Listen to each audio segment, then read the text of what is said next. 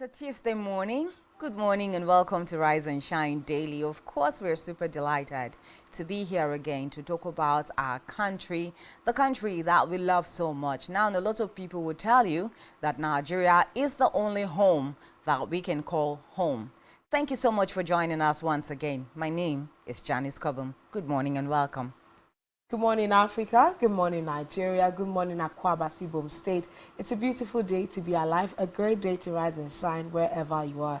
My name is Uyai Anekan, and it's a great delight to be here doing this again this morning. Of course, I would like to remind you to be a part of the growing community and also make your contributions on the show. So like, share, comment across all the social media platforms, all of which you can find at spectrumtv.ng. Our phone lines will be opened up in the course of the program. Please do feel free to call in, send us WhatsApp or text messages, and we would love to take your contributions on issues that we raised on the floor of Rise and Shine. Good morning. Yeah, we are. Good morning. Good morning, Janice. And yeah, another day on sets. A lot of interesting conversations we'll definitely be having this morning. But this is just saying, how are you doing this morning? And what side of the bed did you wake up from? A thankful side of the bed, actually. Yeah. A thankful side of the bed. All things work together for them, Mm-hmm. who are called by God and who believe. So we trust God that everything will fall into place. Yeah, definitely. Definitely. Looking forward to a very productive day.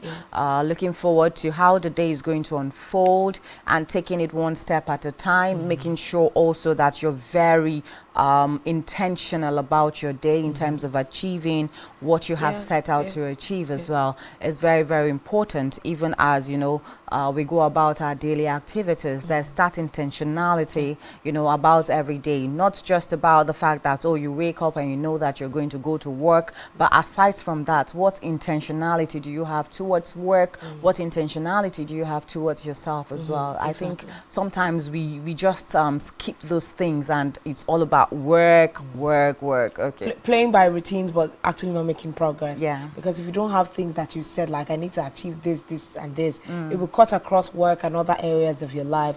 Once you don't have targets, you find out that you're, probably carrying out the routine of work, but life is passing you by every now and then. And this is the first week of the second quarter of the year.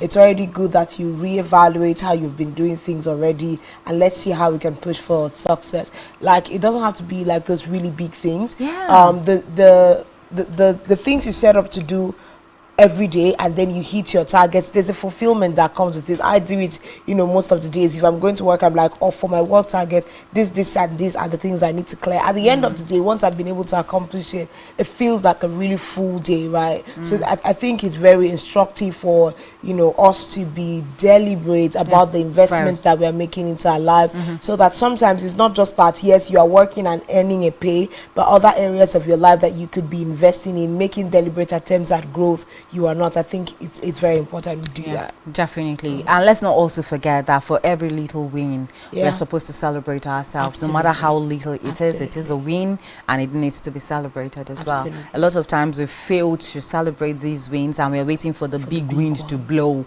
and then we are like everywhere, oh, this actually happened in my life.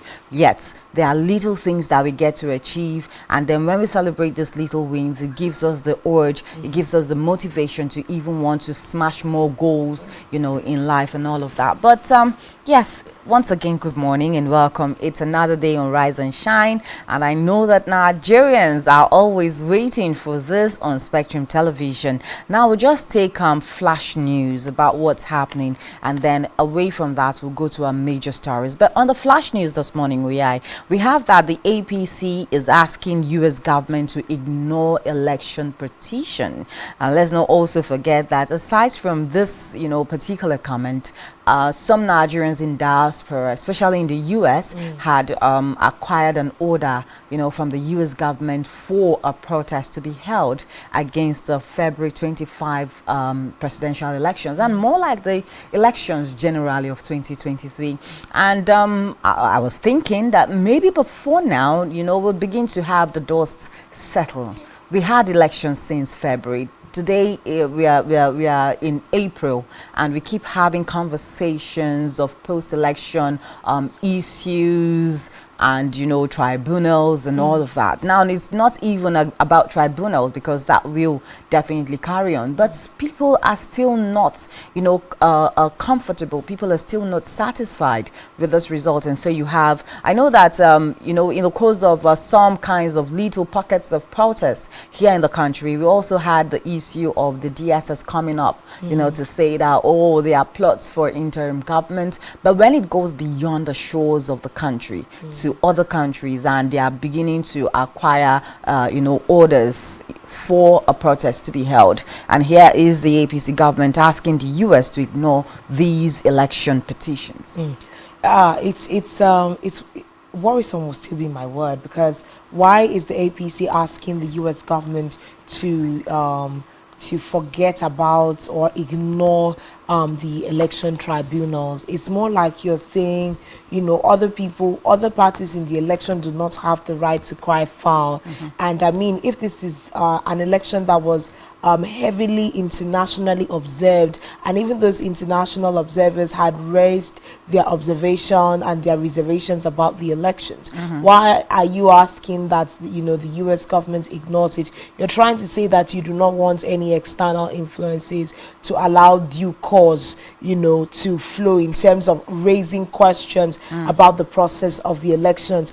I think there's a lot of things that the APC is doing that is raising more and more questions around the party and around what they have to offer Nigerians as a people. Because when you continue to throw these kinds of tantrums around the elections, it just questions the integrity and what we call, quote and unquote, the character of the party.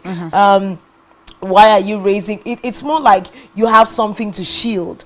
If you think that, you know, the elections were free and fair, let tribunals go on, and then let the courts clear, you know, the legitimacy of your win and all of that. You can't start telling quarters to ignore that the people of the country are crying out that this is not what they want. Like they don't have a right to do that. Attempting to make light of what's going on ground.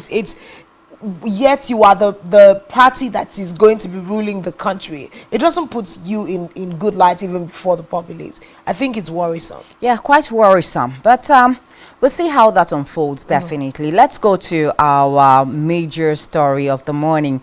And when we saw this on the papers yesterday, I was like, oh, thankfully, you know, the government is doing something in the light of upgrading, you know, the aviation sector and all of that. It was more like a clap for the federal government and, of course, the aviation sector in the country. But the story is quite different today. It's quite different this morning. Now, the recent commissioning of 10 high-capacity firefighting vehicles by the Minister of Aviation, Hadi, Sirika, has been met with a lot of mixed reactions from the public. Now, while some have commended the move as a step towards improving safety and emergency response at airports across the country, others have raised concerns about the cost of the vehicles and whether they are truly necessary. Now, Sirika had on Sunday, via his official Twitter handle, announced that he just commissioned the 10 firefighting trucks worth 12 billion naira. And he said just commissioned 10 firefighting trucks, total cost of over 12 billion naira. More to come in due course. Safety has been the Buhari focus in the aviation sector since 2015. Hitherto, FAN has not bought new trucks in 15 years. I think this was also on the papers yesterday, if we remember. Yeah, the reports for them to buy trucks, Exactly. And I think that immediately I saw this, what crossed my mind was, okay, so this particular administration is doing so much for the aviation sector. Not having firefighting trucks in the aviation sector in our airports was more like, you know, putting a lot of lives at stake. Suppose, you know, there's a fire breakout. What happens? How do they arrest the situation and all of that? And him saying that in the aviation sector, hitherto before he bought the trucks, you know, we have not had firefighting trucks for 15 years in the country. I think it's a big slap on the faces of those in government, okay? But 12 billion naira, that seems to be the crux of the matter. 12 billion naira for 10 firefighting trucks. And Nigerians have further gone into investigation to the prices of those fire trucks. We are looking at about, now in terms of speculation, about 1.2 billion per truck. Yes. You know, bringing us to 12 billion for 10 trucks. And now the problem with this is not the move to get us firefighting trucks. I mean, like in Lagos, where you know, the trucks were commissioned, some of which that will be found at the international airports and the like. We've consistently seen fire outbreaks in markets in Lagos. So we would say that the fire trucks will come in handy, especially because it is built to function most in Africa and all of that. That is good. But I think part of where the problems are rising from is the fact that I think it was the vice president, presidential candidate of the Labour Party, Dati Ahmed, who stated and, you know, called attention to the fact that over padding of budgets, you know, and prices of things in government is part of corruption that we are fighting.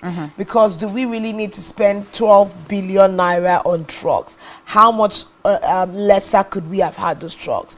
The company that sold these trucks, do they actually sell them at 1.2 billion naira per truck? What apart from, you know, quenching fire outbreaks, what other economic benefits is that truck going to bring to the country, sitting on 1.2, you know, per wheels, billion naira? So this is a lot of problems, and Nigerians will continue to react. Now some people are looking at it like it's more like a last minute opportunity for those in government to scoop away money. These are just speculations and accusations. You know, when it looks more like we keep doing the right things at the wrong time, or doing the right things with the wrong motives, you know, more like you're using this as a facade to cover up other things that are going on the ground, of which Nigerians are really beginning to probe and question a lot of things that people at the helms of affairs are doing. 12 billion naira is a lot of money to be spent at this time, when we are standing at about 3.17 trillion borrowing between January to March already in the year. That's a lot of money. Could it have been lesser? These are questions that continue to be asked, because if you attempt as a private individual to go buy those trucks, if it's 1.2 billion, how many people will be able to buy the trucks and make use of it for the businesses? Yeah, quite some interesting conversation, I must say. You know, when you bring up something as a facade, it brings a lot of questioning, and of course Nigerians are also questioning. Great initiative by the federal government, and of course the Minister of Aviation, Hadi, Sirika. But the question is this the actual prices of those trucks? Okay, and if you think that this is the actual price, you have made mention of over 12 billion naira for 10 of these trucks. Now Nigerians are also saying we quite applaud, you know, your the gesture of acquiring these firefighting trucks for the aviation sector. But please, can you go further, a little bit further, into showing us maybe the model of these firefighting trucks that can also help a lot of Nigerians be able to decipher how much it really costs for these firefighting trucks to be purchased, you know, and all of that. But I think at this point we just take reactions, Twitter reactions from Nigerians. Let's see how Nigerians are actually reacting to this news of, you know, Hadi Sirika purchasing over 10 firefighting trucks for that amount. I know that someone like Omole Yesore would definitely jump on this, and this is his comment. He says, pure thieves. Buhari's aviation minister Hadi Sirika claimed he purchased airport fire engines for 2.1 million a piece. Revolution now. $2.1 million dollars a piece. That's revolution now. Hashtag. Okay. That's a lot of issue. Emmanuel Oyukit says, with over 100 million people in extreme poverty in Nigeria's aviation, Nigeria's aviation minister Hadi Sirika claimed to have purchased 10 firefighter trucks at the rate of 1.2 billion naira per truck. Never expect anything good from the clueless government. Their humanity is dead. Yeah, serious conversations here. Okay, this says Dr. Francis, what stopped Hadi Sirika from sending delegates to China to check these Mercedes-Benz made firefighters for Nigerian airport. Hadi Sirika must go to jail for this fraud. This is massive. These are serious questions, serious concerns being raised by Nigerians. Okay, so this is Obi Ekwezili. She says, these fire trucks must be diamond plated within and without. Mr. Minister, Hadi Sirika, at official central bank exchange rates, each truck costs almost $2.4 million. How? Now I know why some of your folks derive the due process public procurement reforms. I get it now. Let's not forget that Obi Ezekwesi it was a former Minister of Education in Nigeria. And I know that since after her tenure and out of government, she has been one person that has steadily been criticizing this particular administration and trying to fault some of its policies. Of course, this one from Hadi Sirika, the Minister of Aviation, is one of those kinds of policies that Obi Ezekwesi has actually jumped on, you know, and that's how.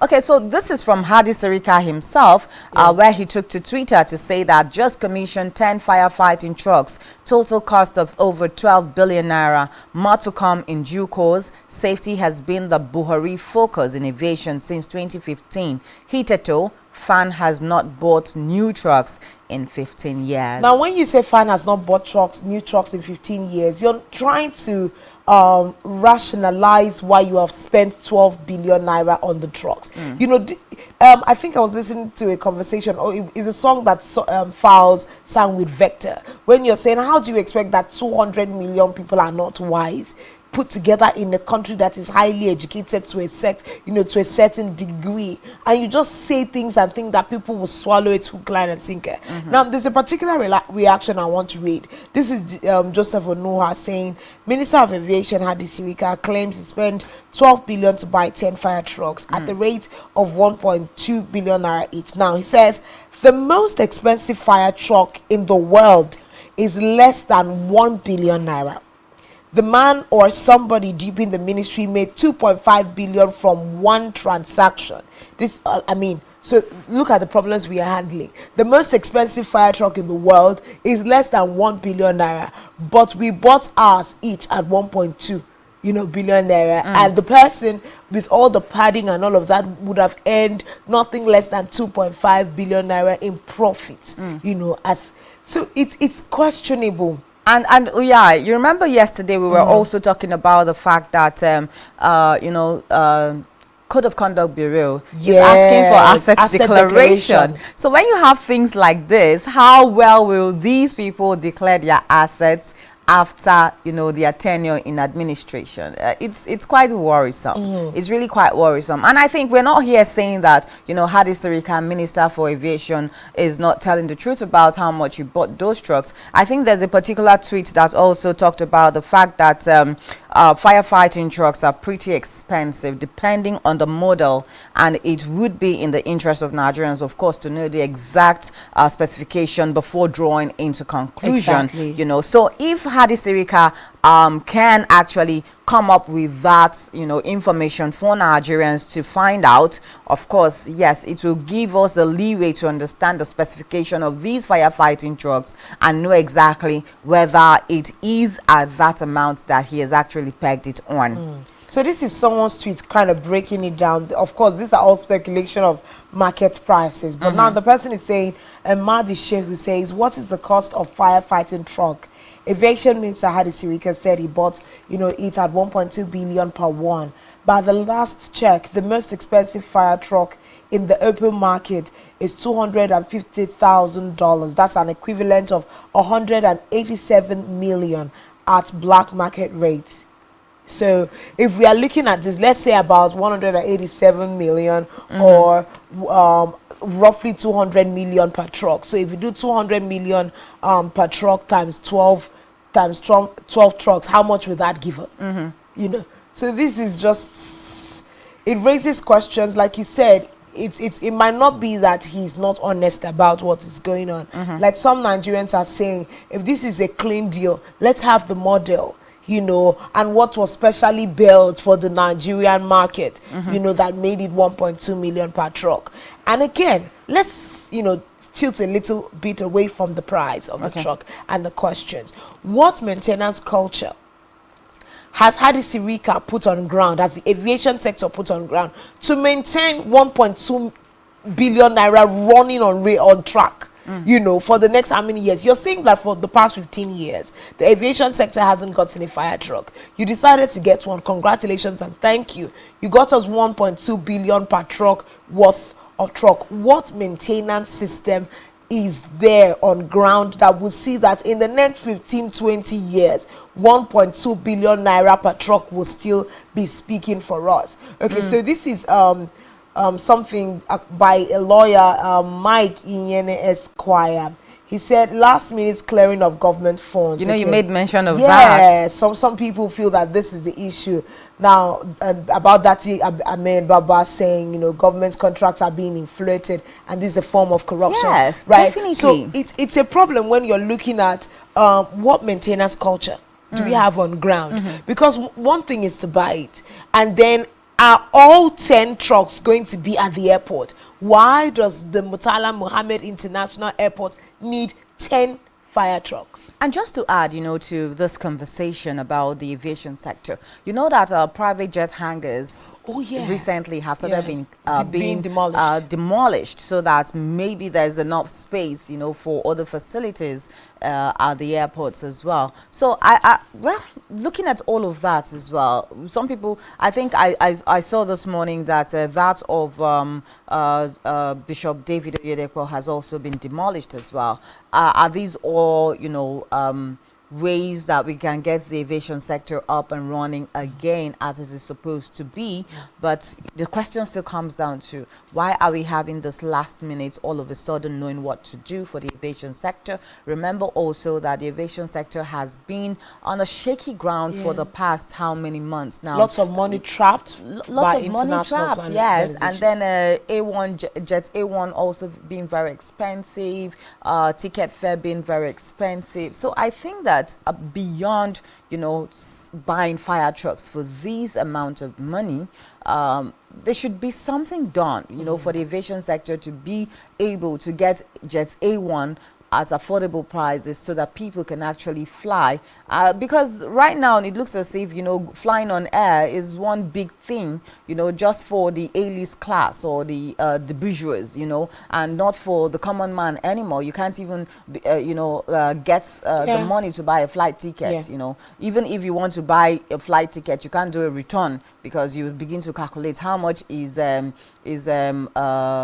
salaries, how much is salaries minimum wage, how much is minimum wage that people are able to travel. So I think that beyond buying firefighting trucks, which is good, and it's actually spiteful that for the past 15 years our aviation sector cannot boast of a firefighting truck. Now, why did we wait for 15 years? This is another question. What happened? Why was it not possible for us to get firefighting trucks for the past 15 years in our aviation sector? You know, these are questions that needs to be answered. Is it that they were too expensive? Is it that the monies, you know, the contract was given and the money embezzled and nobody cared to find out about that and all of that? So it's okay to buy firefighting trucks. I don't even have a problem with that. It's very okay, because we talk about safety, you talk about, you know, how the aviation sector is looking at this point in time. Safety first, right? I think it's more about the sophistication of these firefighting trucks, because there is no way our airports in the last 15 years would have operated under the leadership of FAN and other, you know, aviation organizations without the presence of firefighting trucks on ground. Because how are you going to, you know, handle accidents if they occurred? So we will think that, okay, yes, the firefighting trucks that they had are now outdated, the models and all of that. And then Hadi Sirika looked into the situation and gone and thought, okay, maybe the aviation sector and the fact that this is Murtala Mohammed International Airport, it's one of the biggest and most important airports in Nigeria, so to speak, would need more sophisticated and 21st century firefighting trucks. And that's why he decided to buy another set, not necessarily because they did not have at all. So maybe let's look at, he decided to make these investments looking at sophistication. I mean, there is a tweet where someone is asking, are these firefighting trucks flying, you know, to bring the solution if there were to be an accident? And why, are we investing all of this? It's the same question. So when we are looking at the sophistication, there has to be something in this firefighting truck that makes it worth that price of 1.2 billion that Hadi Sirika would, invest. But a lot of questions actually continue definitely lots of to questions be asked. And I think it's just a time when Nigerians are shifting closer to asking questions and demanding accountability from people in public offices, not necessarily because they are against the move of what these people are doing, but these and many more are conversations of necessity that we have on Rise and Shine. But at this point, we're going to move to the news brief desk where Mary Josephson stand by, and when we return, there's more of these conversations. Of course, several more things are happening in Nigeria, and you will still want to be here when we return.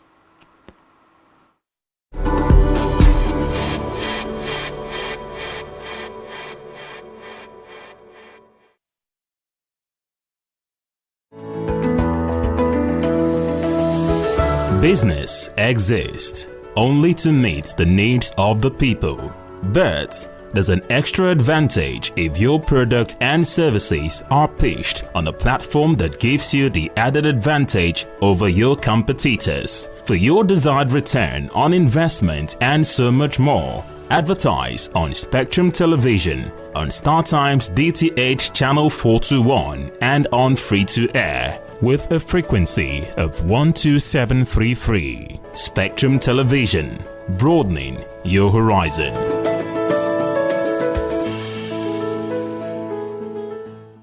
Every society is premised on the quality of relationships forged by its inhabitants. The health of these relationships determines how well people, relationships, organizations thrive and how long they stick together. Join Uyai Anyekan on Connect every Wednesday from 6 p.m. to 6:30 p.m. and on Sunday 2:30 to 3 p.m. on channel 421 on Star Times to catch all the conversations, interviews, real stories and how to navigate relationships and family life in the 21st century.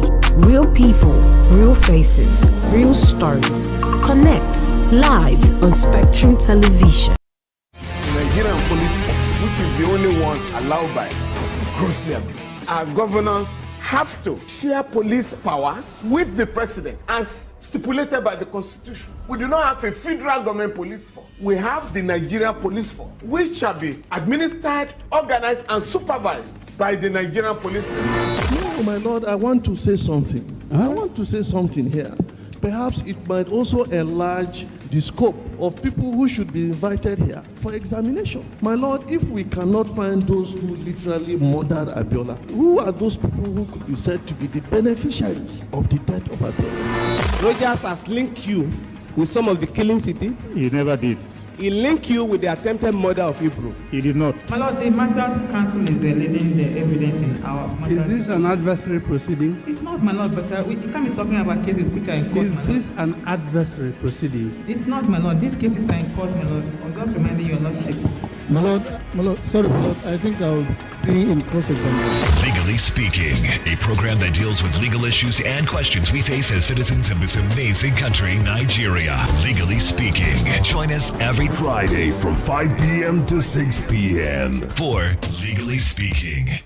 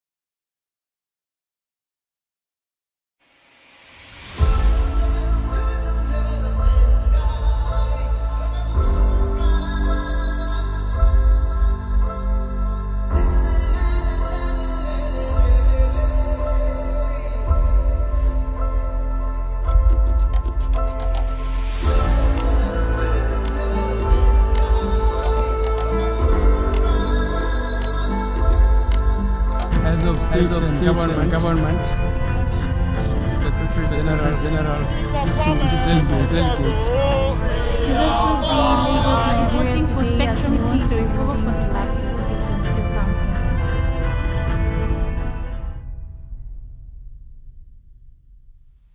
A very good morning to you and welcome to your morning news brief on Spectrum, live from Uyo. I am Mary Joseph.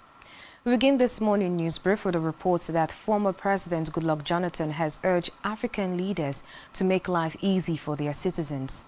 Jonathan's media aide, Wealth Obinabo, in a statement, said the former president made the call after bagging the African Democracy and Peace Icon Award, where he called on African leaders to avoid turning themselves into bosses of the people. He stressed that the duty of leaders is to run their countries properly and efficiently and not to dehumanize human beings and make their lives difficult. Away from that, the federal government has concluded plans to launch the digital postcode system in Nigeria in June 2023.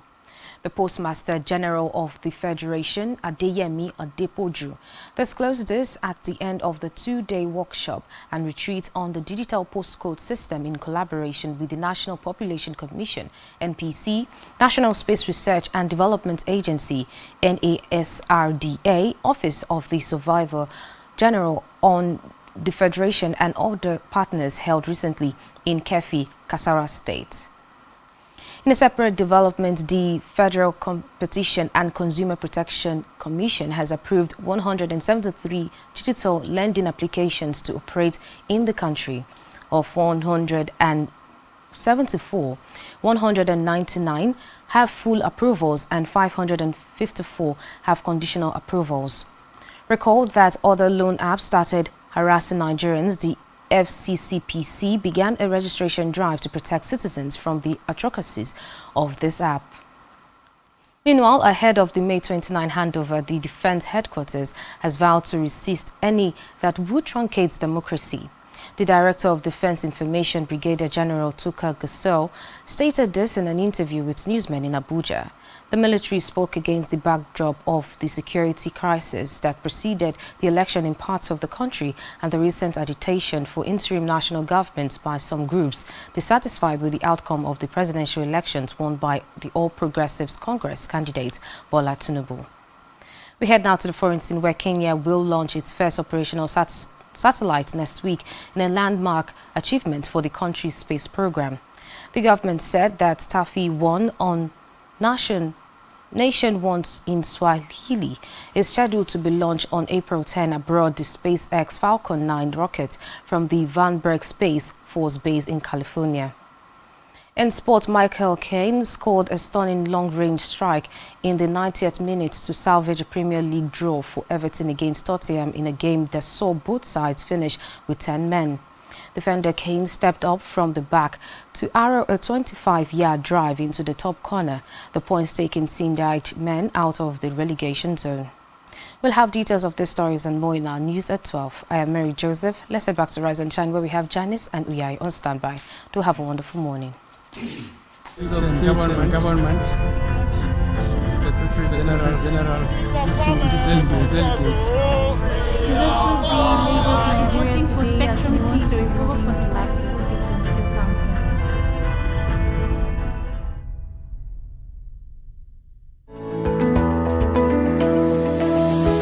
Business exists only to meet the needs of the people, but there's an extra advantage if your product and services are pitched on a platform that gives you the added advantage over your competitors. For your desired return on investment and so much more, advertise on Spectrum Television, on StarTime's DTH Channel 421 and on free-to-air with a frequency of 12733. Spectrum Television, broadening your horizon.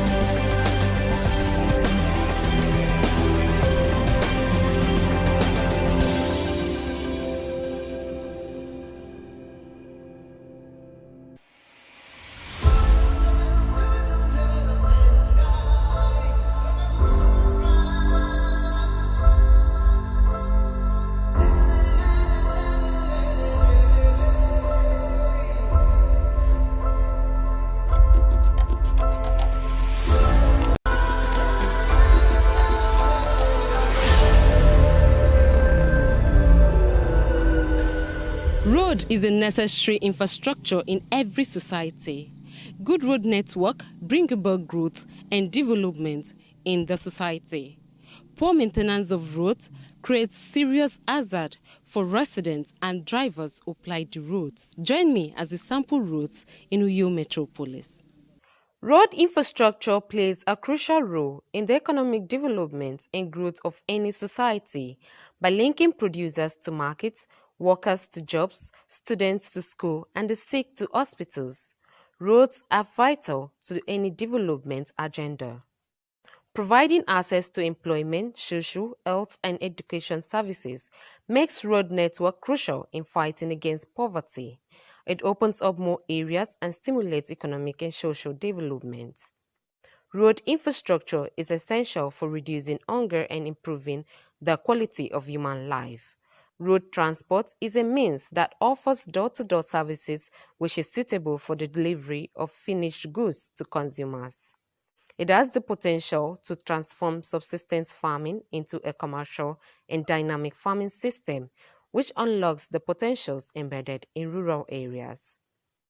Effective road network remains a vital factor to the economic prosperity of any country because of its role in driving commerce and transportation. The task of building good road network rests on the federal and state governments.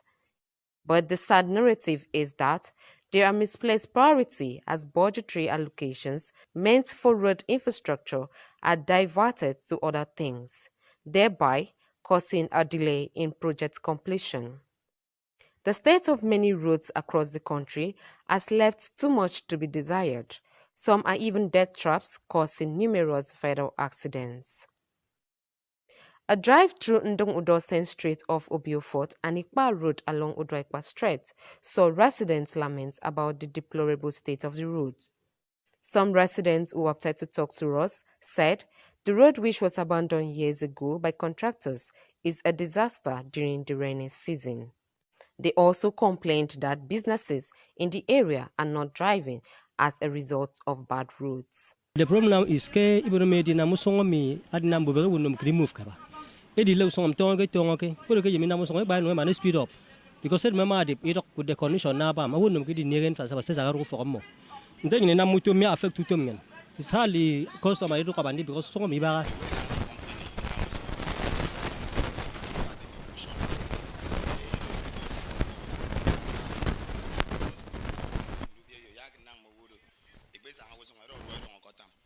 And most of these people in Amazoni, I don't even know how they are doing it. Look at people compound. We are not even talking about it now because I don't think anybody here. This has really affected the people residing here as well as the indigenes, in that businesses have been halted for some time now and students find it difficult to also access the road. More roads need government intervention to enhance development and drive businesses in the areas. Now, some citizens have applauded this administration for their good works, while some still think that more can be done. We were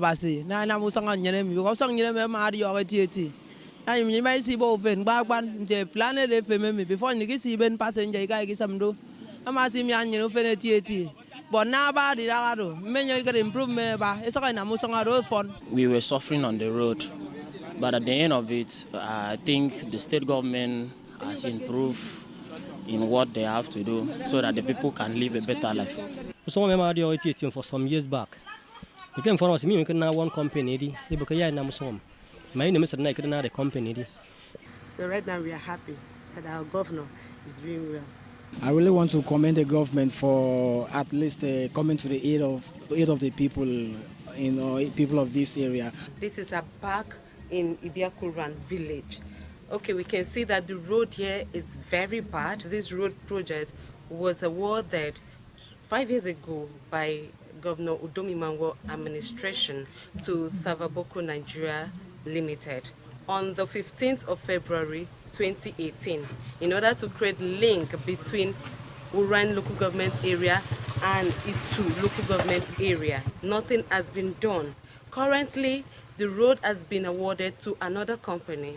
Let's see how far this company has gone with the construction of this road. The contractors of the Uran Road project said that the contract was awarded to them in December 2022, while work began in January 2023. They said they hope to complete the 8.5-kilometer road in less than a year. The contract was awarded last year, but the finance was this year. We are just starting the work. This is not our first experience of doing the job. I will pray that if the government supports us financially, we are going to deliver the project. The job awarded this January for us. Okay, after the holiday we start.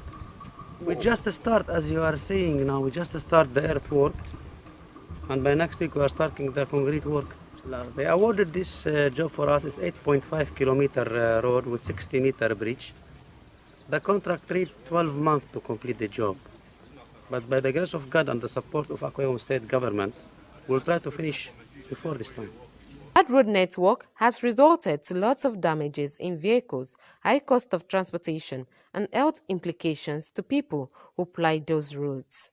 Some residents and bikers describe Uran Road during the rainy season. Very slippery, and if the cyclists are not very good, I think one will definitely fall down on the road because of the nature of the road. It was very, very bad during the rainy season. Even up till now, the road is not good. Even motor cannot enter if it's not bike. So many people cannot come to main town and go to work. Major roads that have been abandoned, some are virtually not passable. The road is very, very bad. We didn't enjoy the road now. It will shake my body like this. Bang, bang, bang, bang, bang. In that side, they cannot walk. Even to come to you and buy something and go, they cannot do it because of the road. The road was upside down. They turned people upside down. So the road was too bad. The road was very, very bad. We suffer very well. Even the women, when we are going to the farm, we suffer a lot.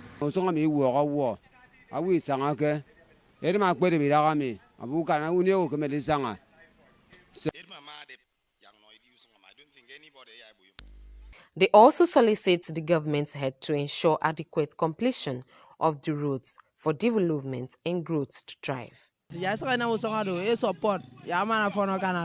All other roads that the governments are working on, if this is carried out to the level it's supposed to be, I think it will bring a whole lot of development to the people.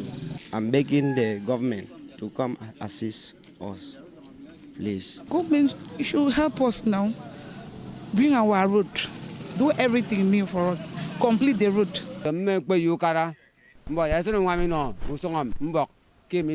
Government. Some women on a very speed no I took into customers and you already. So I can see number of you can business and go. Mbok, maybe Mukara, I know you know. Buran and Dena Musomina and Dena and the Mois up, and I'm Musomi is up, and I before Edma Matongo as we are speaking, Edmaya Tonga of young tune. I don't think I can ever use on. Akwa Ibom State government have made efforts in its bid to ensure good road network and rural-urban development. But some roads still need serious intervention by the government. I am Esther Otoyo. Enjoy the rest of our program on Spectrum TV.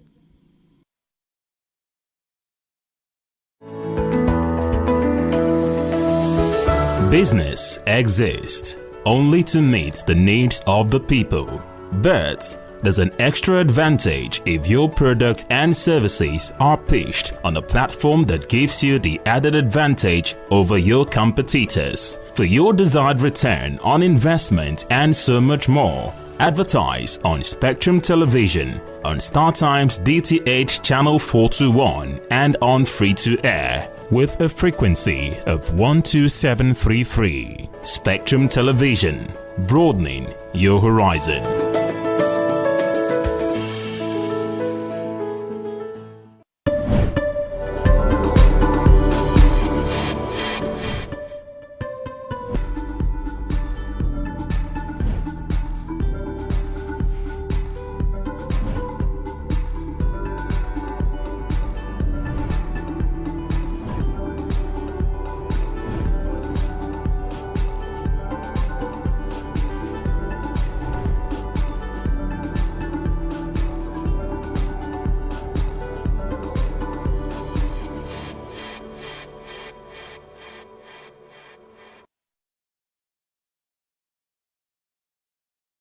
Welcome. This is still Rise and Shine, and if you're just joining us, we're beaming live from Uyo, the capital city of Akwa Ibom State, Nigeria. And Rise and Shine, we bring you topical issues of things happening in Nigeria.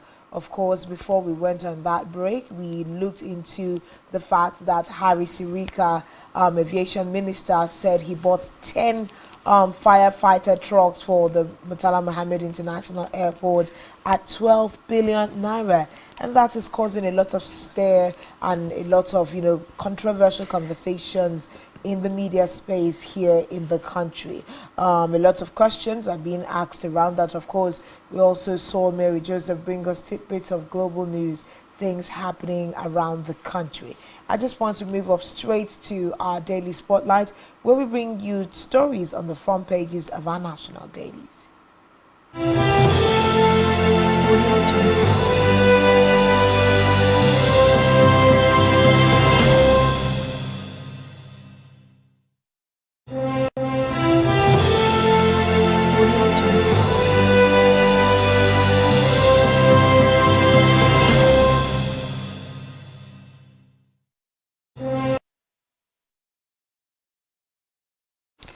Okay, yes, now daily spotlight is what we are going to be looking at this point. So very quickly, we'll see what the national dailies have to say, especially on the front pages. And so this morning, we are starting first and foremost with the Nigerian Tribune. Let's find out what the Nigerian Tribune says. The big story here says gunshot in Port Harcourt as APC PDP supporters clash. We also have the rider over inspection of electoral materials. Tonye Cole escapes being lynched. PDP accuses APC of instigating violence. We also have that. We also have a Cold War in APC. National Working Committee deepens, and the rather quite small letter there. Can't find that. Moving on. Delta APC crisis deepens. Party expels Omoagege. They are imposters, state chairman. We also have that Rev speakership PDP alliance plot suffers setback. And Wike Ibori back Wase. North Central deserves slot. Deputy Speaker, my beloved son Osoba. Okay. Moving forward, Nigerians Press Organization unveils National Media Complaints Commission. You can find that story on page 2. Transcorp Hotels increases profits by 172%. We have 6 states account for 447 suspected cholera cases, says NCDC. And that's all we have on the front page of the Nigerian Tribune. Moving on now, we'll just take the Punch newspaper. The very next paper will be the Punch newspaper, and the big story there says ahead handover. Military vows crackdown on security threat, warns IPOB others. Nobody should threaten integrity of Nigeria, truncate democracy, DHQ Army Chief. APC asked Biden to disregard anti-Tinubu petitions as protesters demonstrate in U.S. Okay, we also see here politicians rooting for interim government irresponsible, mischievous Buhari media organization. IATA warns Nigeria as airlines trapped funds hits $802 million, and we are buying fire trucks at 12 billion naira. Yeah, for 10 fire trucks. Okay. And then we have federal government approves 173 loan apps, bars illegal online banks, page 19. Shareholders protest Owando planned delisting share acquisition. We also have here 1 killed, scores injured as Rivers APC PDP supporters clash. Ramadan, divorce among young couples alarming, says Sheikh. Oh wow. Absence of Lagos bishop accused of raping pastor stalls trial.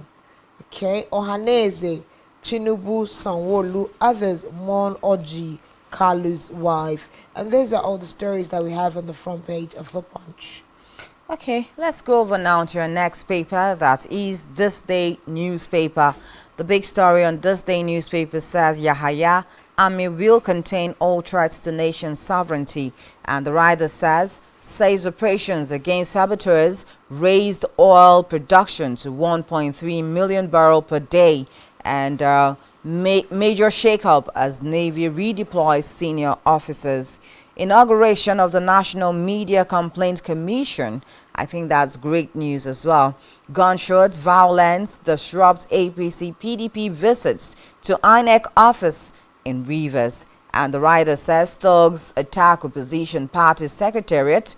Toyeko cries out, says his life in danger. We also have Human Rights Commission cautions embassy over sanctioning of media houses, a conversation we actually intended to have before this. But the writer also says that Nigerian media owners unveil National Complaints Commission. And I think we have that Donald Trump arrives New York ahead of today's historic arraignment. That's just all those stories that we have on the front page All of... right.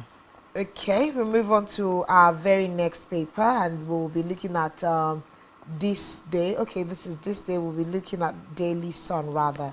Looking at Daily Sun, and the big story on Daily Sun says NAS leadership tussle unsettles APC. NAS leadership tussle unsettles APC.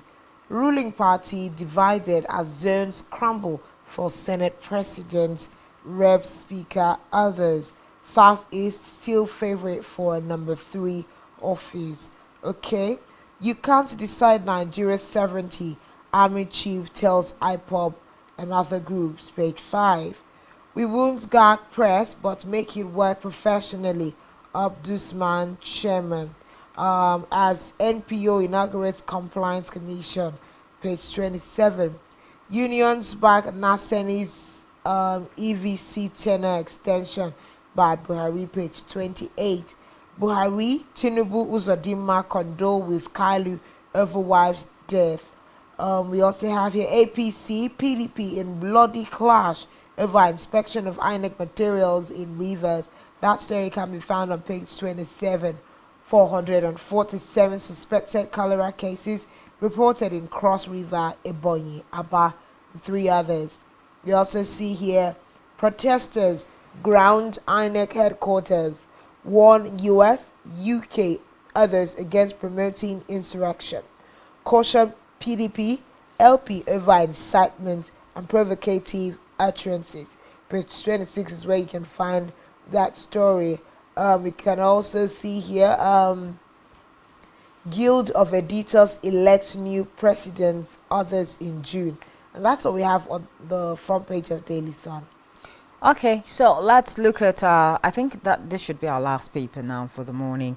The Punch newspaper, obviously, ahead handover, military vows crackdown on security threats, once IPOB, others. And the writer says nobody should threaten integrity of Nigeria, truncate democracy. Defense headquarters and army chief is saying that APC asked Biden to disregard anti-Tinubu petitions as protesters demonstrate in U.S. We also have politicians rooting for interim government irresponsible, mischievous Buhari media organization. 1 killed, scores injured as Rivers APC PDP supporters clash. Ohaneze, Tinubu, Sanwo-Olu orders mourn Orji Kalu's wife. We also sympathize with Orji Kalu there. Absence of Lagos bishop accused of raping pastor stalls trial. And Ramadan, divorce among young couples alarming, says Sheikh. I think it's actually alarming if you ask.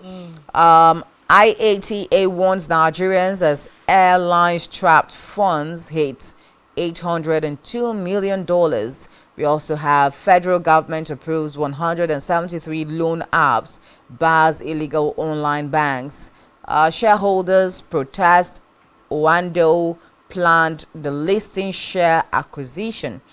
And those are all the stories that we have on the front page of a national dailies this morning. I think that's just about the last paper that we have. Do we have any other paper we've not actually touched on?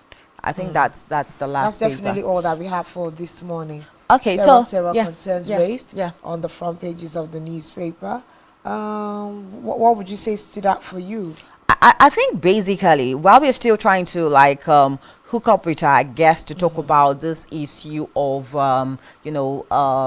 press gagging in the yeah. country, I think what stood out for me is the fact that there's a media complaints commission that is being inaugurated. What that would entail is something we have to go back to actually do a good research on. But Human Rights Commission cautions embassy over sanctioning of media houses. I think this also stood out for me, based on the fact that we wanted to have conversations along this line, and more like not to be overflogging the issue. We understand that the media is out to do their job, and if we are out to do a job in terms of educating, informing the general populace, and also being watchdog to government policies, and also a bridge builder between the government and the people, then I think that to a large extent the government should also make the environment comfortable enough for us to be able to do our jobs as media practitioners, and not try to gag us in one form or the other, or even infringe on our freedom of expression and rights to freedom of speech as well. It's really a terrible thing when you see that the atmosphere government is beginning to fight the media. It means that you're also trying to fight the common man, because the media stands as the voice of the common man to government as well. So that stands out for me.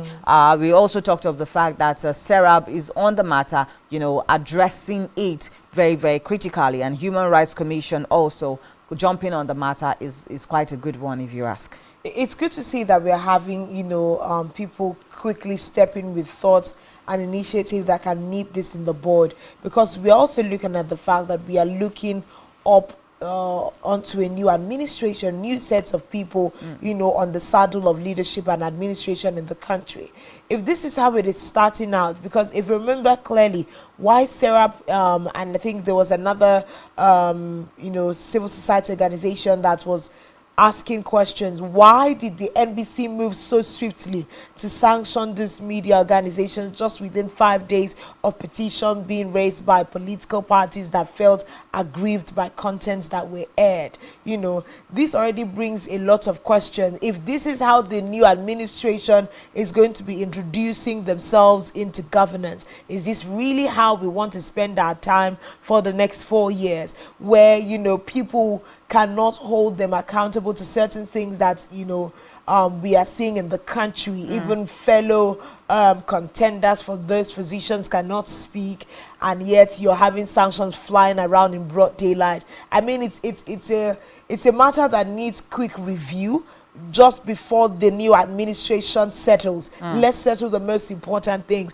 If we are having a depravity of opposition party that is able to ask questions and bring demands and put the ruling party in check, we cannot also extend that hand and push a lack of the fourth estate of the realm as provided by the media, the watchdog of society. We can't do that. So it's also good that we are having these civil society organizations and the move to actually set up a complaints commission for the media. I think it's really going to help to settle things. But then again, on the reverse, I hope we do not continue in the ways we always do, where we set up these panels, these organizations, but yet they do not do the work that the agencies were set up to do, like probing, asking necessary questions, investigating these kinds of petitions before going ahead to slam and sanctions. So there's just a lot more questions around all of this. Yeah, definitely. I picked something from what you said, but before we do go further into some of the conversations that we have on the front pages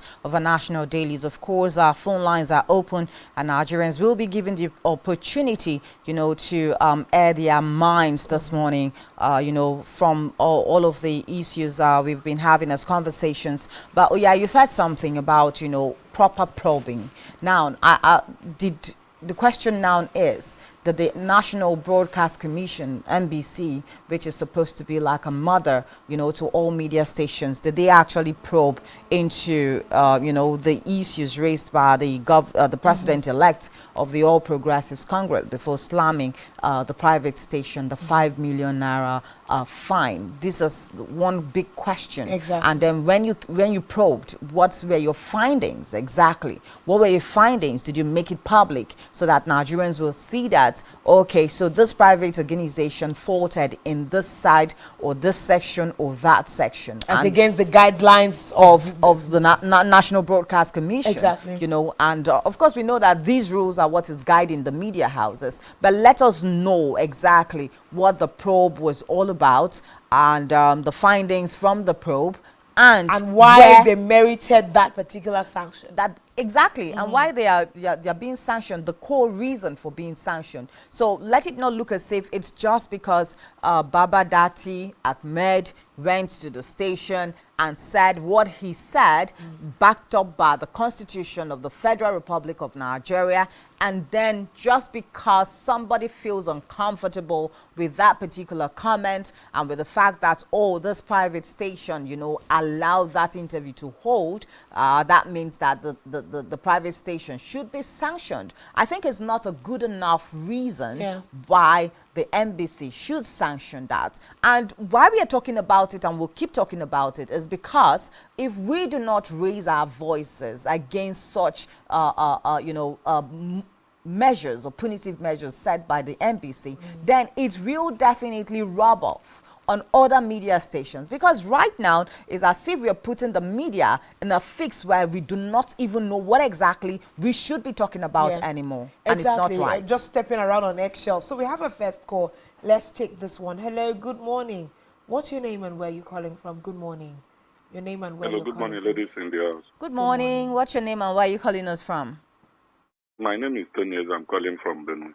Tony Eze, good morning. Thank you for joining us. Go ahead. Well, if we are not ready for democracy, I think we will forget about democracy and begin to practice autocracy government. Now, even in the family, if your child is not happy, he is free to tell you that he's not happy and tell you why he's not happy. And that is the rules of the game of democracy.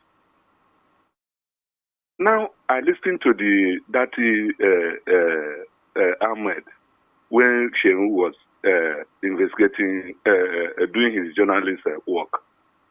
I don't see anything that warrant for them to sanction that station and then give 5 million fine to the station. If they felt that the the vice president for Labour Party has said anything wrong, then you catch him and then dealt with him, not the station. Because Shehu, according to how he was doing his work that very day, he did it as a presenter. I didn't see anything wrong. And it is as if 3 stations is being targeted in this very government. 5 million, 5 million, 5 million all the time to this 3 stations. If they want people to be clapping for them, then we will start practicing autocracy government. But if it is democracy, you are free to say that you are not happy when you are not happy. And when you say that you are not happy, it will be addressed. So it's quite unfortunate. It's quite unfortunate. And they should allow the journalists to do their work. Because the work of journalists is to do finding and then put it to the public to see. Journalists is the eye of public. What we did not see, they make us see it. And that's the work of journalists. All right, thank you very much. Thank you so much, Tony. I think very pertinent, conversations there and points that he has also raised when you begin to try to infringe on the freedom of speech of, journalists or media houses. I begin to wonder, what exactly do you want them to do? You made mention of the fact that it's now like walking on eggshells. You're trying to be extra careful of what you're supposed to say or what you're not supposed to say. Let's take this other call. Hello, good morning. Hello, good morning. Good morning, ladies. Good morning. What's your name and where are you calling us Good from? morning. Good morning, we can hear you. I'm Austin, I'm calling from Kano. All right, Austin from Kano, go ahead. Go ahead, sir. What we're talking about democracy. On a serious note, we are not practicing democracy in Nigeria. If it's democracy, let me say it's out of the box. We are not practicing democracy in Nigeria. Look at things that happened during the elections, from the presidential election to what is happening presently, governorship election, and this one. What is happening presently? We are not practicing democracy. What happened about that interview on Channel TV? It's absurd. It's absurd. We don't. On a serious note, we are all tired of this country. We don't know where we are heading to. That's not where we are heading to. That's just it. We're all tired. We don't know where we are heading to. All right. If we have leaders that are perpetrating evil all over the whole place, what do you expect we the citizens to do? People that we are looking up to have failed. Okay, all right. I think you've made your point. We know where we are heading to. Thank you very much, Austin from Kano. I think at this point, we'll just bring in Citizen Matthew O'Connor.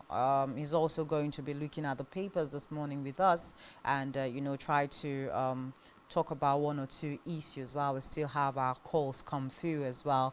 So we'll just take a breather right now, and then we bring in Citizen Matthew O'Connor to join us in this particular conversation on the papers. Just stay with us.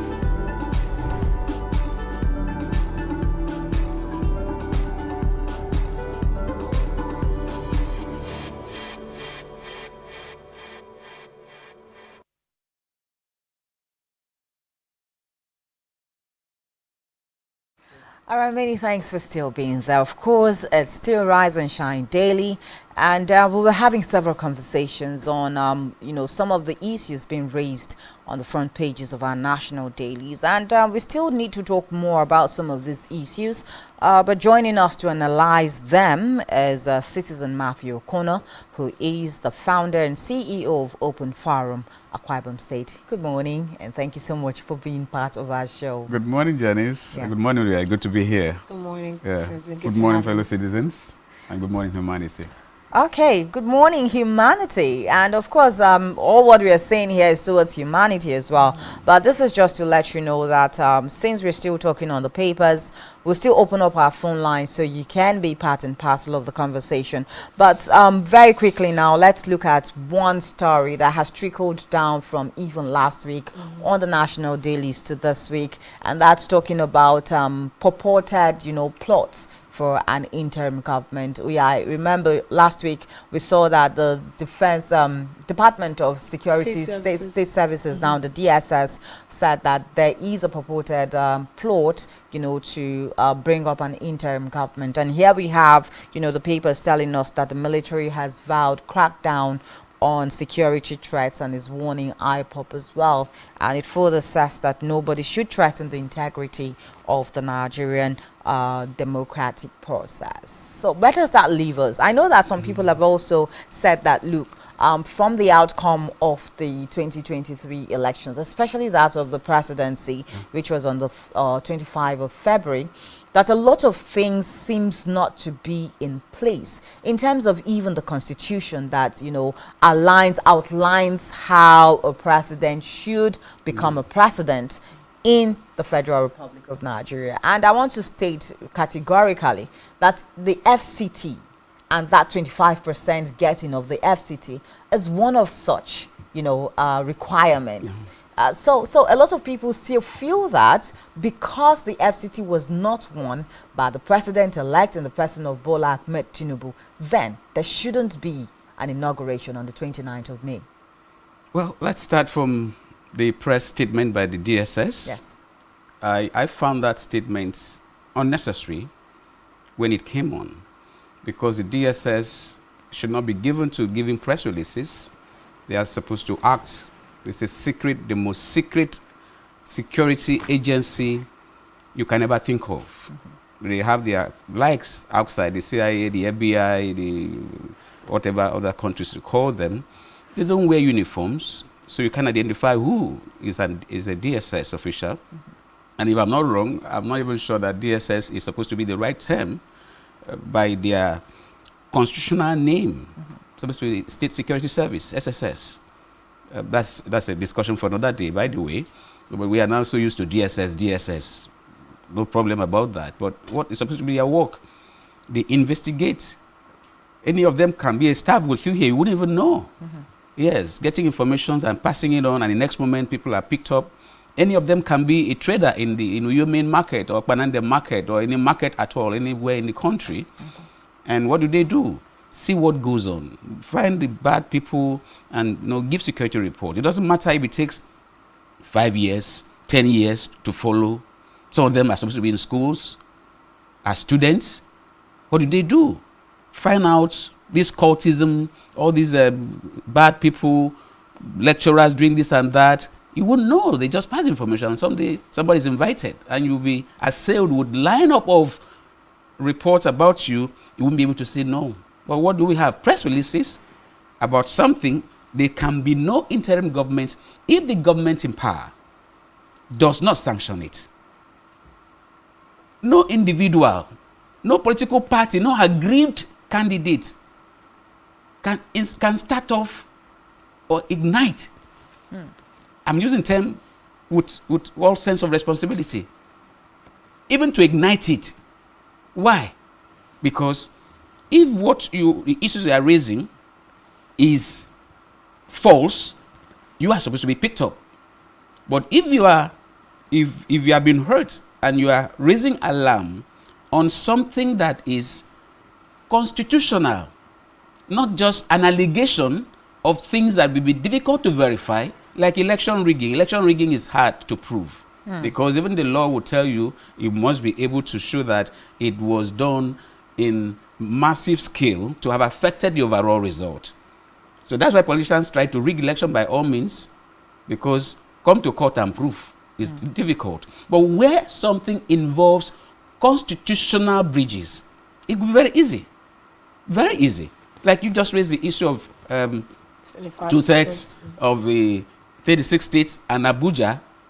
And some people will be saying, oh, that case had been settled by the appeal court or the Supreme Court, as it may.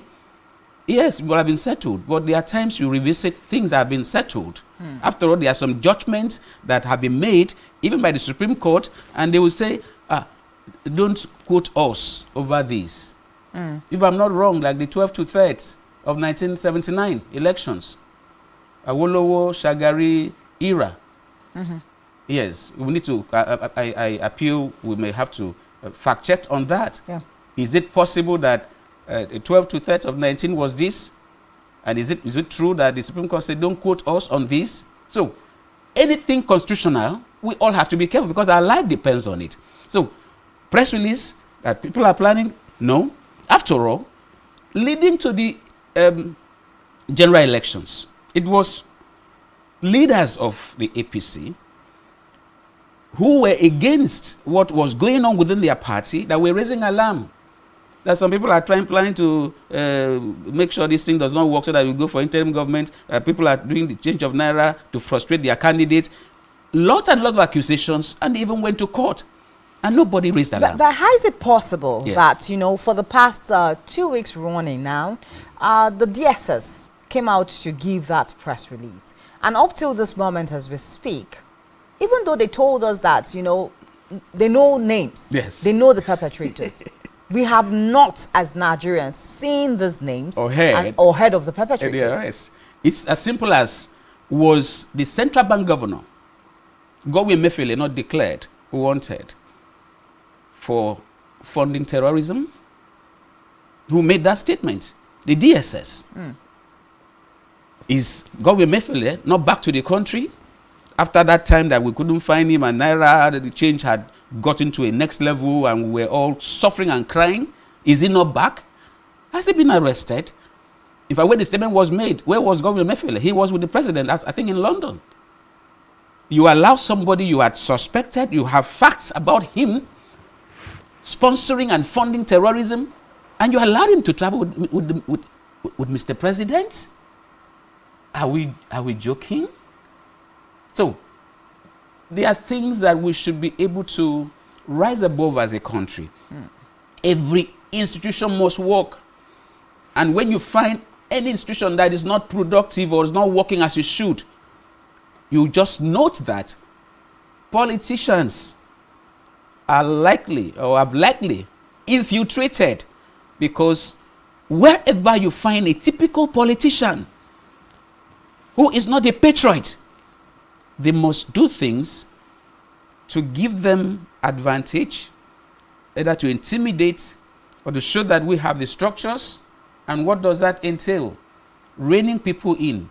Don't talk. The issue of the interim government, it wasn't even a statement that was made as there must be an interim government. It was Ahmed Dati who granted one of the most talked about interviews now. And what he was hammering on was, if the president-elect did not meet constitutional requirements, it will go against the constitution to do swearing in. For me, that is supposed to have kick-started conversation.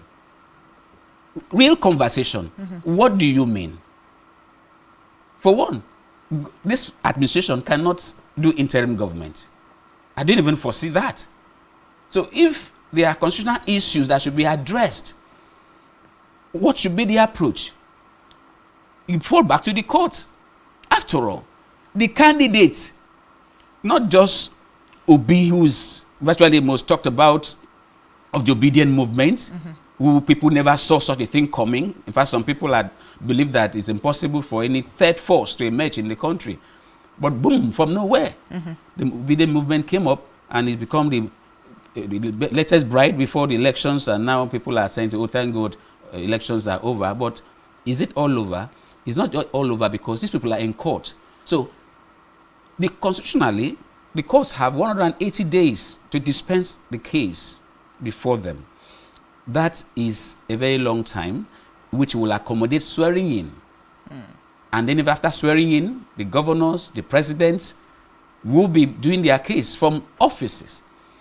That for me, I wished, in fact, it was talked about when the Electoral Act was being worked on, that electoral matters should be settled before swearing in. Yeah. Exactly. So that once the next person comes on, you know that it is governance. Yes, it is governance. But that was not to be. Why? Because a number of persons know how they got into office. And if you don't take advantage, maximize the advantage of being in office, whatever rigging that will bring you in, you won't be able to withstand doing it from outside. Even though sometimes incumbents are the successful ones, most often, they are the most successful people. Like this election, the states where you find incumbents losing are not as small as where incumbents have been able to see their successors. And what do? They will do everything humanly possible to see that they retain power.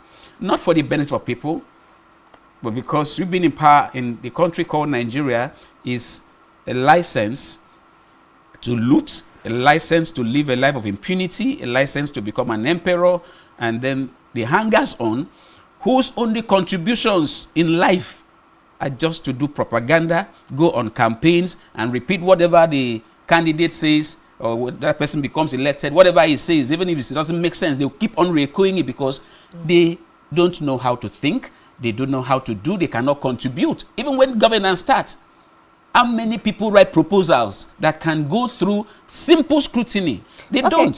Citizen Matthew O'Connor, I think I would like to, revert back to 1993. I like using that as a reference point when the issue of interim government is being mentioned. And remember how Chief MK Abiola won the 1993 election, and the regime of Babangida annulled that election. And at some point, there was an interim government, and that was when it was handed over to Chief Ernest Shoneko. And he formed that, he handled the interim government until when we had the first democratically elected government that saw... Not quite, it was overthrown. Okay, he was overthrown. Yes. Okay, but... By Abacha. Okay. Yeah. Okay. Less than 120 days or thereabout. But then again, there was an interim government. That was at interim that government. Point, yes. At that point, didn't we know that it was unconstitutional? What happened in 1993 will live with us forever. Why? We had the fairest, most transparent election in the history of this country. And the method used could be said to be primitive, but that shows the level of our consciousness then, which has not even changed now. It's even worse. We're trying to use technology to do election to make it more transparent, and some persons felt they must do somersault at the cliff. So, IBB had come out to say that he was forced by those around him to frustrate the final announcement. Remember, there were announcements, and MK Abiola, I happen to share the same initials with him. I am MK Matthew Kofi O'Connor. Yeah. So, MK Abiola was coasting home to victory across. In fact, even one in Kano State where Tofa, his major contender. We had the SDP and the NRC. So, and some people felt they don't want him. And there are issues that have just started coming up now that I never knew until these elections.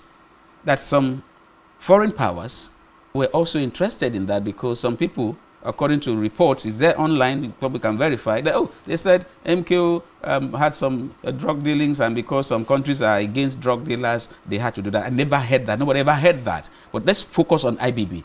IBB stopped that election, stopped the announcement, and NADECO and other pro-democracy groups came up to try to make sure that the mandate was given to MK Abiola, which was not to be, until the interim government which, going by the way we are operating, Babangida was saying that once the worst thing to happen to this country is actually not the worst thing to have happened to this country.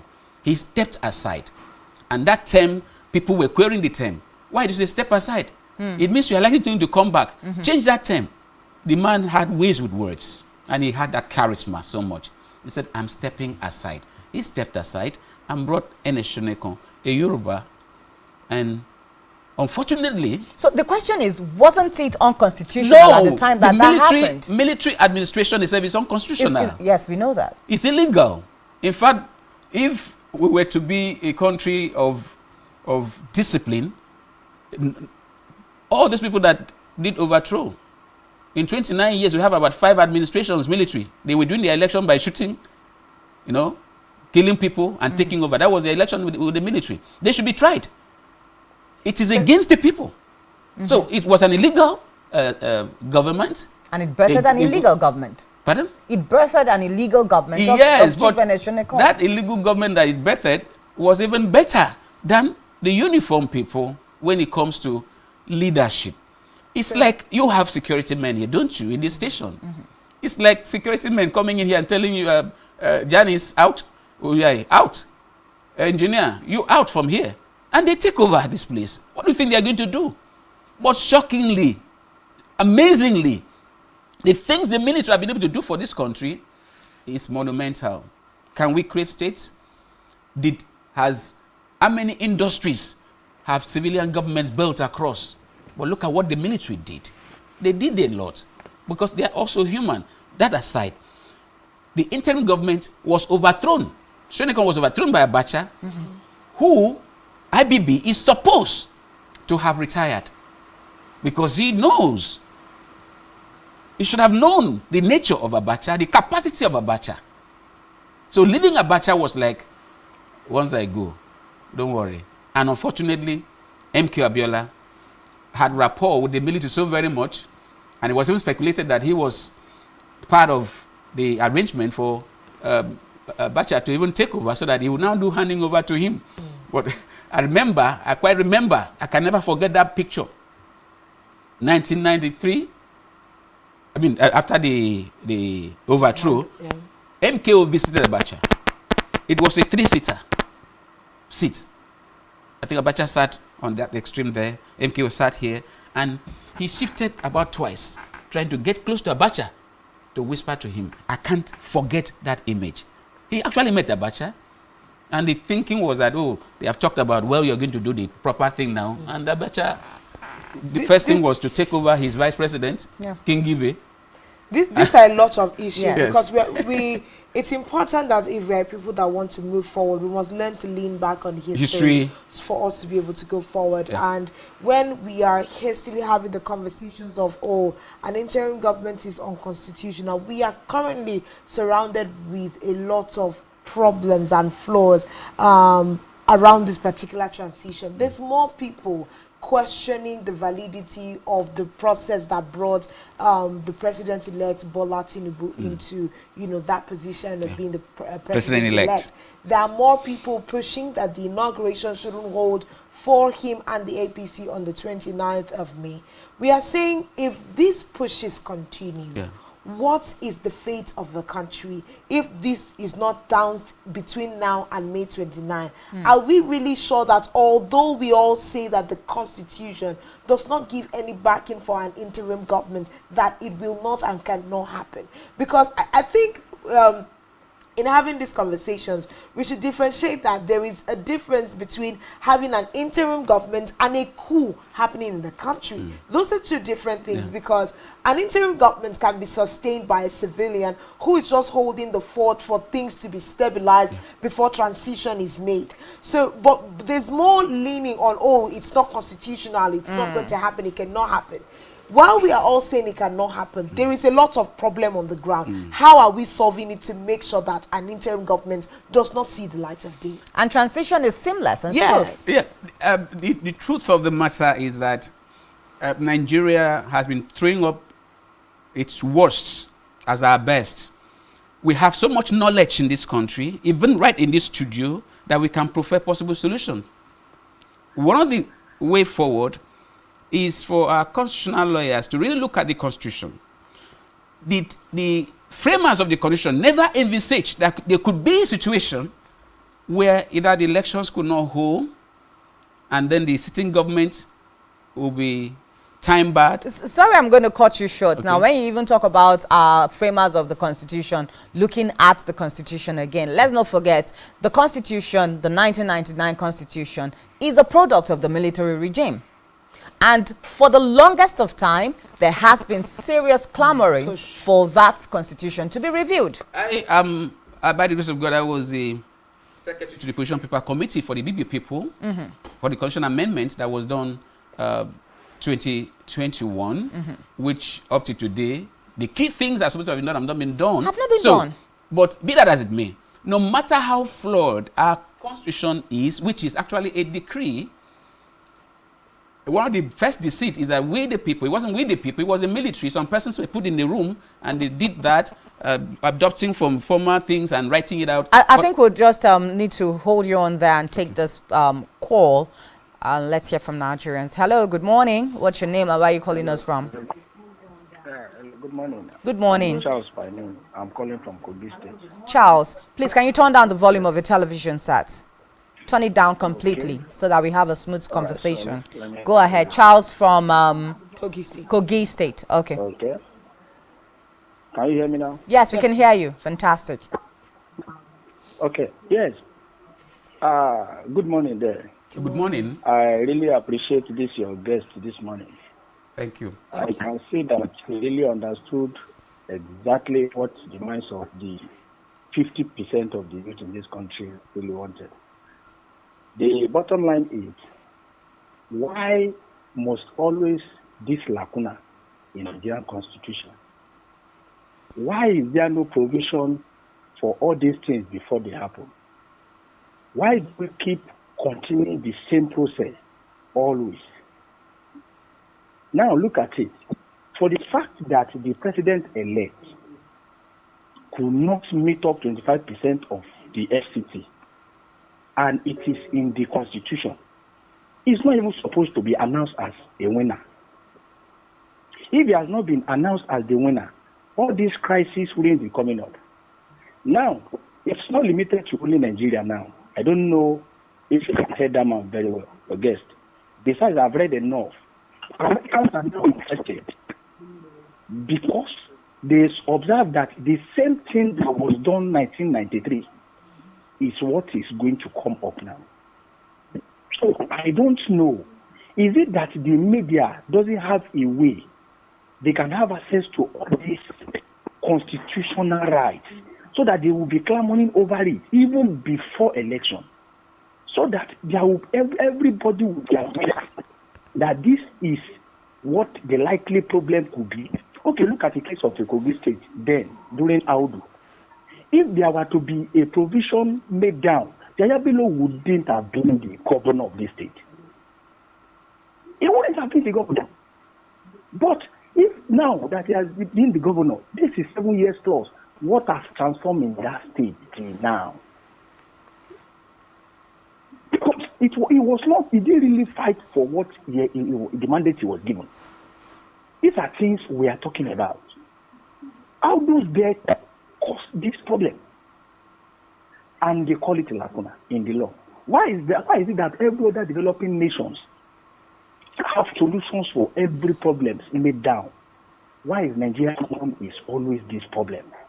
All right, Charles, thank you so much. I think your point has been noted. Thank you. But over to you, yes, Matthew O'Connor. Let me just make a very quick one. Yeah. I commend the last caller. What happened in Kogi State wasn't a constitutional problem. It was still the problem of politicians. The governor-elect died. He had a running mate who was running on a valid ticket. The natural thing will have been the governor, the deputy governor-elect will have naturally assumed the position and then appoint a deputy governor. But because of interest and because of politics, of religion and geography, the party decided that the deputy governor-elect cannot assume that office. They had to go and do a nomination or brought somebody who was a distant whatever in the listing and just gave him the ticket, and the deputy governor-elect went to court and trust what people with power can do. So it's not even a reference that it was a lacuna. The point is, it was impunity. Still talking, thank you very much. Yes. Still talking about lacunas in our constitution. Yeah. It means that, you know, when we have situations, our politicians begin to twist the law to their interests. Exactly. When it interests them, they twist the law to defend themselves and whatever it is they are trying to bring up as policies. Exactly. But when it is against them, they want to quote the law the way it is. So where do we go to as it is? Where we should go to is to have an enlightened citizenry. These people are able to get away because citizens are not enlightened and they are not conscious enough and they are not firm. Nigerians have been seen as a people that once you put pressure, throw something, a very critical matter on the front burner, in 3 days to 1 week, throw some other thing, they will leave this other very important one and run to the next one. That's an insult on who we are. So is that not also threatening our democratic process? No, it's beyond threatening. It's the worst thing. In fact, I think somebody called in to say we are not running a democracy. We are running civil rule that is being propelled by people who have made themselves permanent office holders, who are predominantly unproductive. Let's go to the Abuja issue. The Constitution says 2/3 of the 36 states and the FCT. Let's simplify it.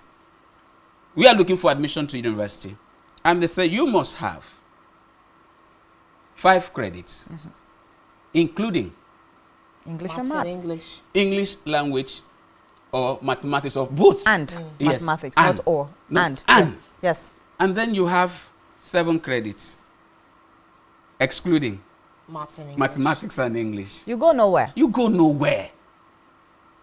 My parents were not educated to the level of the consciousness now. At least my father could read. But guess who were the community leaders who made us as little children to be wondering at the wisdom of how our community was in peace? Our illiterate parents. They initiated the laws and they made sure they enforced it. If the day that you are supposed to go for road clearing in the community and you don't go, they will come to your house. It's either a goat or planting that they will cut, whatever penalty you are going to pay. So the issue of 25% has never been in contention because all other candidates before now, all other elected presidents before now scored 25% in the FCT. So we cannot live our lives at the mercy of lawyers, some of whom can be bought, or even the court, some of whom can be bought. We are to live our lives by the integrity of what we profess.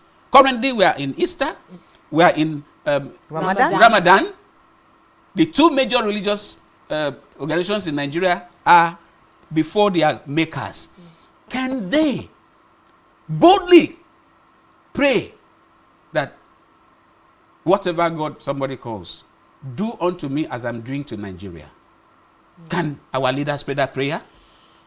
Even in our state, can our leaders lift up their hands and say, "Oh Father in heaven, do unto me as I'm doing to my state," let's say Akwa Ibom, or Kogi, or Lagos State, or Nigeria? Can our leaders pray that prayer now? That's I a very challenge big the question. churches, I challenge the mosque to make this prayer I've just made a key element of whatever prayers that they conduct. And when they are running up the fast, and when the resurrection morning will come, let our leaders lift up their hands and let them re-echo these prayers. Those are very serious things. Of course, when we also live on the bridge where we are saying, "Oh, are prayers that strong? Are they that important?" But a question before we just round off, just a tweet. We are looking at 25%. That is what is bringing up a lot of uproar. But when we are talking 25%, a lot of us are focusing on the 25% of the FCT. Does that really upturn the expected result? Because if we are saying, did he win 25% of out of the 36 states, but did not get the FCT, but got 25% of state votes and lost only the FCT. Does that have an effect? Does it make the person who won 25% of the FCT but did not have 25% in state elections to be, someone that can be said the winner? What is the mathematics that we are all missing? Because like you said, it's the requisite education that we all lack. What exactly are we fighting for? Is it just 25% of the FCT or 25% of the FCT and of the remaining 28 states? And let's not also forget that the president-elect has more votes than the two other major contenders in this race. The number of votes doesn't matter in an election. It's meeting the constitutional requirement. That's why American style, I love it. You can win majority votes, but there is what is called college votes, which will finally count. Trump did not have the majority vote. He became the president because of the college votes. True. There are some states who rely on a majority vote, but in a place like America, from what I've not been there, but I read a lot, I follow conventions a lot, state, depending on what you're bringing on the table, you have points. So whatever vote comes, okay, you state your equivalent is 2 points, you 1 point, and all of that after the elections will now count. State with 2 points, who won there? And it finally makes up to somebody with a less number of votes winning. The truth of the matter is that even if it is just that alone will have been enough to have said the election is inconclusive. But it goes beyond even that. It goes to the extent that votes were not fully collated, but the results were announced. What we should be afraid of is not even the fake news or inciting words. It is very inciting actions that have taken place by public officers. But thank God for Nigerians, we are very peaceful. And it's difficult to rig elections using technology. So whatever happens, running forward, we're going to make progress the way we have never thought before. Yeah, definitely we'll make progress. I think that's the best way to land the conversation this morning. But we must say a very big thank you to you, Matthew Kofi Okono, founder and CEO, Open Forum, Akwa Ibom State. Thank you so much for your time. Not just Akwa Ibom. Open Forum is an NGO. Okay. It's a global. Okay. Well, Thank you for having me. Yeah, sure. Yeah. This is where we draw the curtains on today's edition and episode of Rise and Shine. Let's remember that interim government is actually unconstitutional. But what Nigerians are asking for is not too much. What Nigerians are asking for is that public officers should do the right thing. If the Constitution is there as a guiding factor, then let us play by the rules of the game. My name is Janice Kobum, and we'll definitely see you again tomorrow. My name is Uyai Aniek, and thanks for being a part of Rise and Shine today. Let's do this again tomorrow. But by all means, please do stay at peace. Yeah, definitely. We'll leave you with Sports Central. Isaac and Blyden Ukem will be coming up next.